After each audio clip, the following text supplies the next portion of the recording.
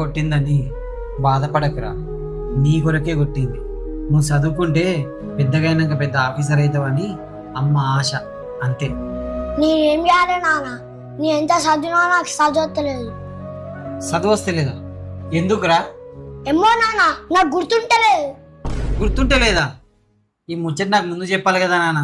దాని కొరకు నా దగ్గర ఒక మంచి మెడిసిన్ ఉన్నది, ఇస్తా. అది తీసుకో, బాగా గుర్తుంటది. అవునా? సరే నాన్న.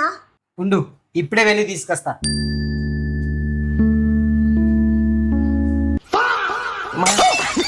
కావాలా మెడిసిన్? బాగుంటాయి, అన్ని గుర్తుకొస్తాయి.